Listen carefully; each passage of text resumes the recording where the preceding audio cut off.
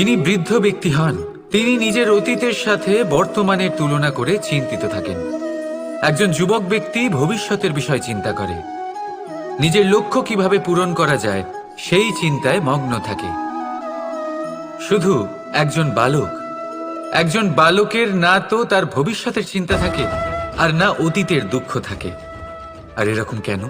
কারণ সে শুধুমাত্র বর্তমান নিয়ে ভাবে, আর তাই সে সব থেকে বেশি সুখী। তাই মনে রাখবেন, যদি আপনি আপনার বর্তমানের বিষয়ে ভাবেন, তাতে বাঁচেন, সেটাকে ঠিক রাখেন এবং সেটাকে আরো ভালো করে তোলেন, তাহলে আপনার অতীত আর আপনার ভবিষ্যৎ আপনা থেকেই ঠিক হয়ে যাবে। আসুন আমার সাথে ভালোবেসে বলুন, রাধা রাধা।